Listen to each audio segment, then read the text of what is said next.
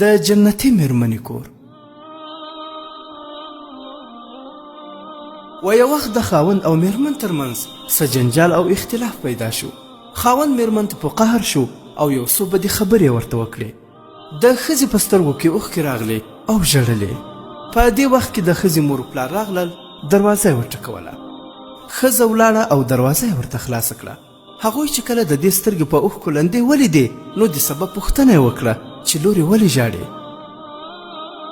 ښځې ورته وویل هیڅ خبره نشته، بس په دې ورځو کې مې ستاسې لیدو ته ډېر شوق و. اوس ناسته وم او دا مې تلوسه وه چې تاسې مې لیدلي وای او په همدې سبب مې ژړل.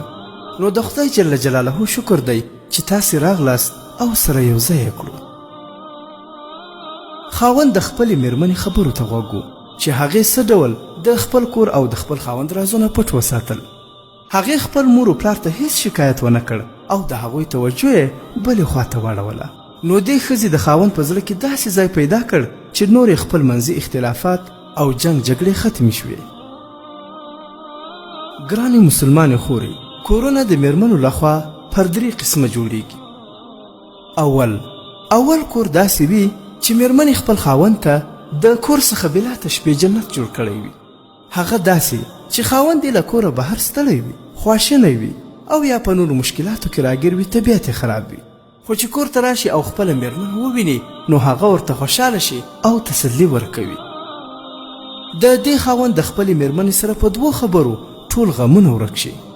دا هغه جنتي ښځه ده چې په ترمذي شریف کې روایت دی چې نبی علیه صلات وسلام وفرمایل چې کومه ښځه له دنیا په داسې حال کې لاړه شي چې خاوند یې ترې راضي او خوشحاله وي نو هغه به جنت ته ځي. دوهم کور داسې وي چې میرمنې د خپل ځان او خاوند لپاره ترې زندان جوړ کړی وي. هغه داسې چې کله خاوند له کوره بهر وي نو د خپلو ملګرو او دوستانو سره یې ښه زړه خوشحاله وي. خو چې کور ته راشي او خپله میرمن وویني د خاوند یې نور هم زړه بد شي، ځکه چې ښځه په کور کې غم او خواشینی جوړوي، د کرکې او نفرت څخه ډکې خبرې ورته کوي، په دې سره یې زړه ځوروي او په کور کې داسې خواشینی جوړ کړي چې آخر خاوند خپل کور ته په راتللو پښیمانه شي. او ځان یې داسې جوړ کړی وي چې د میړه سره د مینې او محبت خبرې خو بیخي نه کوي، بلکې داسې وي لکه د دنیا ټول غمونه چې د دې پر سر وي. دا هغه میرمن ده چې نبی علیه صلات وسلام مبارک وفرمایل چې د معراج په شپه یوه ښځه مې داسې ولیدل چې له ژبې زړور شوې وه. دا هغه ښځه وه چې خپل میړه یې ځورولو. دریم کور داسې وي چې میرمن خپل کور خرابوي او په آخرت کې هم په عذاب اخته وي.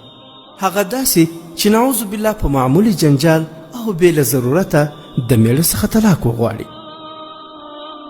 دا هغه ښځه ده چې نبی کریم صلی الله علیه وسلم فرمایلی دي هره ښځه چې د خپل میړه څخه د طلاق غوښتنه وکړي بې له ضرورته چې هیڅ پیښه هم نه وي، پر دې ښځې د جنت بوی حرام دی. کتاب ابو داود شریف او ترمذي شریف. ګرانو مسلمانانو ورونو، دغسې کورونه د خاوندانو لخوا هم پر 3 قسمه جوړیږي. اول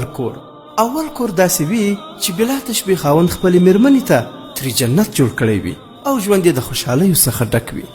هغه داسې چې میړه دا فکر کوي چې دې ښځې خپل مور و پلار زما لپاره پرېښي، بې له ما نور په دې کور کې بل څوک نه لري. خو که زه په کور کې خوشحالي جوړه کړم دا به هم را سره خوشحاله وي، او که خواشینی جوړ کړم دا به هم را سره خواشینی وي. په کور کې بې مطلبه غم او خواشینی نه جوړوي او نه هم د خپلې میرمنې په مخ کې د پردو زنانو صفتونه کوي، ځکه چې په دې سره هغه زړه خوري او ځان ورته کم سیاله ښکاري. او نه یې هم خپله میرمن په ډیرو وهلو، پیغورونو او ترټلو عادت کړی وي. هغه پوهیږي چې میرمن په پیغورونو او ترټنې سره نه اصلاح کیږي، بلکې د میرمن زړه په دې ګټل کیږي چې په هر کار کې د هغې ستاینه وشي. او بل دا چې د دې خاوند چې مخامخ د میرمنې سره هر څومره جنجال جوړ شي خو چې له کوره ووځي بیا یې هیر کړي. دا هغه خاوند دی چې د خپلې میرمنې سره به ټول ژوند د خوشحالیو څخه ډک او بې له جنجاله تیریږي. دوهم کور داسې وي چې خاوند د خپلې میرمنې لپاره ترې زندان جوړ کړی وي. هغه داسې چې په کور کې ښایسته لکه حوره مسلمانه حیاناکه ښځه ناسته وي او د ځان له کور څخه په کلونو او میاشتو ورک کړی وي، په نورو بازاري نجونو پسې ګرځي. او یا خو د بل په واده کړو ښځو پسې وي نعوذ بالله غلط تعلقات ورسره ساتي او یا خو له دې امله میرمن ورڅخه پاتې وي چې د هلکانو شوق کوي د خپلې میرمنې سره یې بیخي مینه ختموي او په دې حرامه لار خپله جنسي تنده ماتوي دا هغه خاوند دی چې الله جل جلاله په قرآن پاک کې فرمایي ولا تقربوا الزنا انه کان فاحشه وساء سبیلا یعنی مه نږدې کیږئ زنا ته چې دا بې حیایي ده او بده لاره ده خو دا سړی د الله جل جلاله د دې امر څخه سرغړونه کوي او دا چې د بل په واده کړو ښځو پسې وي نو په دې اړه امام ذهبي رحمه الله په کتاب الکبایر کې لیکي څوک چې د واده شوي ښځې سره زنا وکړي د دې امت نیم عذاب به په دې زناکاره سړي او ښځې وي او دا چې خپله میرمن ورڅخه پاتې وي او د هلکانو په شوق کې ورک وي یعنی بچهبازي کوي نو د دې په اړه عبدالله ابن عباس رضی الله تعالی عنه فرمایي لوطي انسان چې مړ شي نو قبر کې به د ده شکل د خنزیر وي د خنزیر سره به یې مشابهت ځکه وي چې په تمامو حیواناتو کې دا عمل نشته بغیر د خنزیر نه نو د دې انسان د خنزیر عمل خوښ نو په قبر کې به ترې خنزیر جوړ شي کتاب اسلامي غیر فطري عمل صفحه نمبر 40 کله چې میړه داسې ظلمونه شروع کړي نو بیا د داسې سړي میرمن په ځوانۍ کې د ډیرو فکرونو او خواشنۍ له لاسه سمه بوډۍ ښکاري دریم قسم هغه میړه دی چې خپلې میرمنې ته تر خپل مور و پلار ډیر قدر و احترام ورکوي او مور و پلار د ښځې پر سر خفه کوي دا سړی هم خپل ځان هزارې کوي او هم د مور و پلار ښېراوې ټولوي ښځه باید د میړه لخوا ونازول شي مینه ورسره وکړي او د ژوند ټولې اسانتیاوې ورته برابرې کړي خو داسې نه چې مور و پلار د دې پر سر خفه کړي ګرانو دوستانو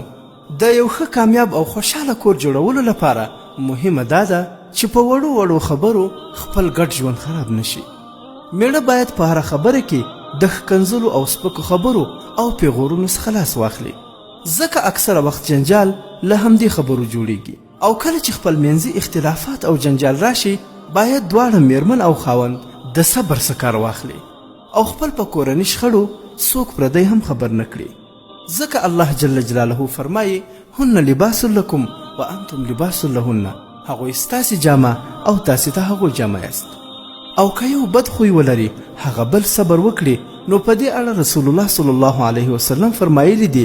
څوک چې د خپلې میرمنې په بد خوی باندې صبر وکړي الله تعالی هغه ته د ایوب علیه السلام د هغه صبر برابر اجر او ثواب ورکوي چې پر هغه کوم تکلیفونه راغلي وو او صبر یې ورباندې کړی وو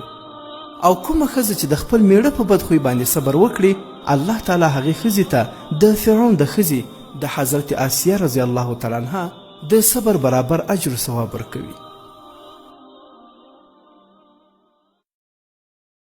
د حکایات مصنوي شریف فیسبوک پاڼې لخوا وړاندې کیږي